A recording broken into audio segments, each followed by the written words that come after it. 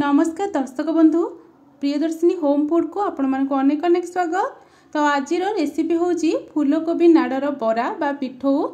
आमे माने फूलकोबी को भाजी बा तार व्यवहार करिकी तार नाड़ को आमे फिंगी दे थाउ, किंतु तार नाड़े जे एते सुंदर गोटे रेसिपी बनी पारिबो ताहा आजिर रेसिपी आपण माने देखिले जानि परिबे बा निजे घरे बनेइले जानि परिबे। घरे जदि कोनोसी परिबा भी न थाए, जदि ए फूलकोबीर नाड़ किछि बंचेई रखिछंती ताहले याकू एई भली पिठौ बा बरा तयारी करिकी पखाळ भात हो नहले गरम भात नहले जदि किछि संध्या बेले स्नैक्स आइटम खाइबा पई इच्छा होछि ताहले याकू आपण माने स्नैक्स रूप में मते खाइ परिबे। तेबे चलंतु फ्रेंड्स आजिर रेसिपी स्टार्ट करिबा। तो यही रेसिपी पाई मुख्य जिनस आमर दरकार फूलकोबीर नाड़। एही मु 3टी फूलकोबीर नाड़ रखी नहीं। याकू एबे कौन करबा ना आमर फूलकोबीर नाड़ जो लंबा लंबा रही ताकू आमे सब भांगिकी बाहर करबा। परिबा भितरे कदली गछ जेमती तार सबो जिनस आमर कामरे लागि थाए सेमिति आमर फूलकोबीर मध्य फूलकोबी आमे खाइ परिबा। तार पत्र को साग रूप में मध्य आमे बनेइकी खाइ परिबा आउ तार नाड़ को मध्य एमिति बरा बनेइकी खाइ परिबा। एइथरे देखि पारथिबे साग गुडाक बा पत्र गुडाक मुझे बाहर कर नउची, कारण पत्र गुडाक हमर पाची जाइची। जदि पत्र गुडाक कणिया रहितिबो ताहाले आपण माने ताकू मध्य आलू देइकी भाजीकी खाइ परिबे, बहुत टेस्टी लागि थाए।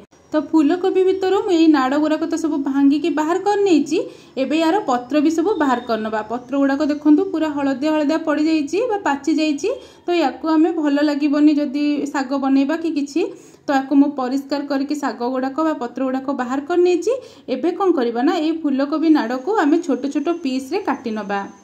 एठी मु आपण मानक आउ गोटे जिनस कहूची, जदि आपण मानकर एई बराटी को छाणीबार अछि माने बहुत तेल रे छाणीबार अछि ताहले एमिति छोट छोट पीस रे आपण माने काटिकी छाणी परिबे। किंतु हमरो सेकिबार थिला तेल रे माने अल्प तेल रे आमे आज बनेबा। तो सेति पई मु ए फूलकोबी को प्रथमे छोट छोट पीस रे काटि नेबी एई भली भाबरे, तापरे हाकु टिके ग्राइंडिंग कर नेबी।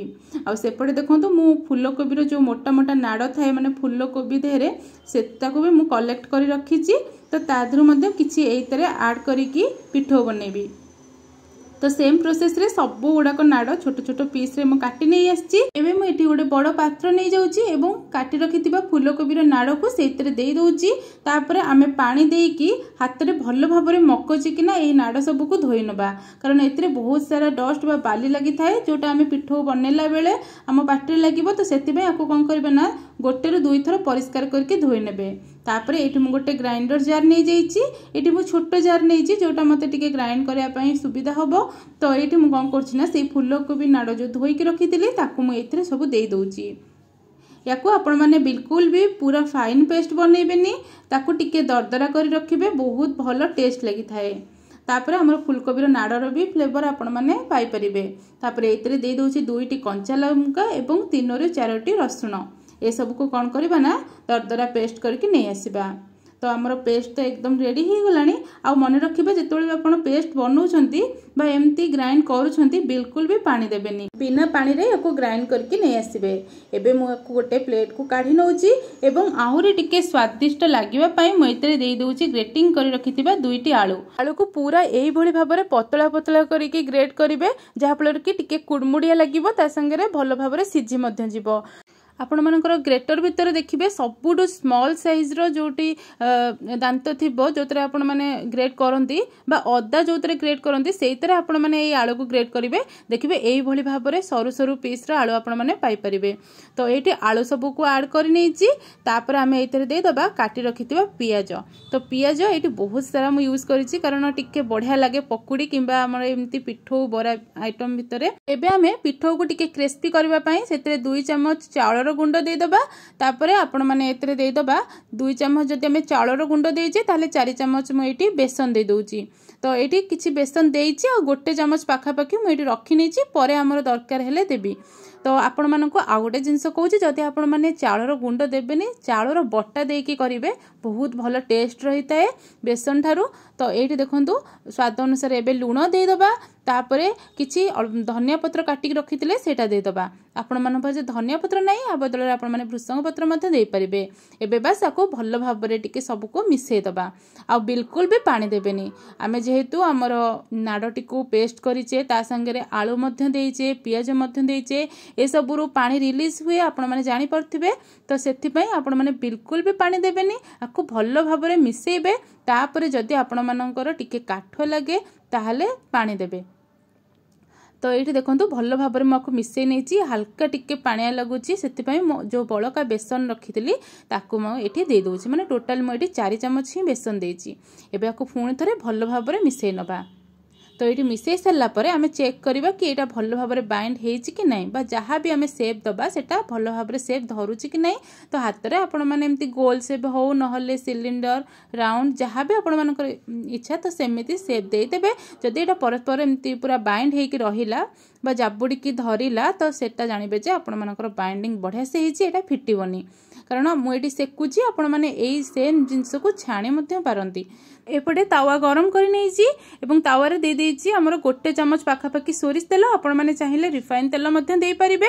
तो ये कौन करछि ना ए सब को दे सारा पर भल भाव में कौन करबा ना चारिआड को तेलटा स्प्रेड करनबा जहाँ फल कि सब पिठौर साइड रे तेल गुड़ाक लगी भल भाव में यहाँ भाजी हो। तो जितेबाला बनाऊँ धीमा आंचरे बनइबे आउ चारिपट जाक भल भाव में एमती लुहा खड़िकार प्रेस करी माने चापी चापिकी आपण माने भाजी नेबे जहाँ फल कि सबु आड़ू बा साइड रू भी भल भाव में क्रिस्पी होकी भाजी हो।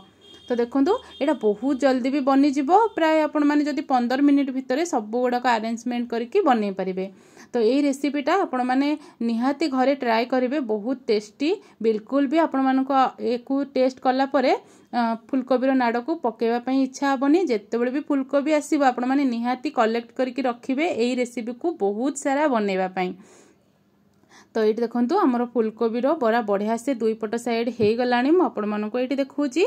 तो सेम प्रोसेस रे आम कौन करबा ना आउ सब बरा गुड़ाक सेकी नवा भाजी नवा। तो ये सब गुड़ाक बनईकी मुझे रेडी करनी सुंदर कलर सांग को आर टेस्ट बहुत बढ़िया। एबे प्लेट को सब गुड़ाक सर्व करनबा। ये देखिपे केते बढ़िया देखा ना फ्रेंड्स। आपण मानकर एमती नॉर्मल पिठो ठारू यही रेसिपीटा बनईकी निश्चिंत टेस्ट करेंगे बहुत बढ़िया लगे। आपण मैंने जमती कही पखाल भात गरम भात और स्नैक्स रूप में टमाटो केचप हो ना चिली सॉस संगे खाई पारे। दर्शक बंधु आज रेसिपी आपण मैंने तो देखिने जदि भल लगी भिडियोटी को लाइक करेंगे और समस्त संगे शेयर करेंगे जहाँफल कि से फुलकोबीर नाड़ न फिंगिकी एमती रेसिपी बनईकी घरे खाई पारे। आपण मैंने निजे घरे बनइबे तार अनुभूति केमती रहिला कमेंट माध्यम जनइबे। आउ एमती नुआ नुआ रेसिपी देखिबा चाहूतिले मो चैनल को सब्सक्राइब करनेबे। रहुछि नमस्कार। देखा पुणी गोटे नुआ रेसिपी सहित नुआ भिडियो रे।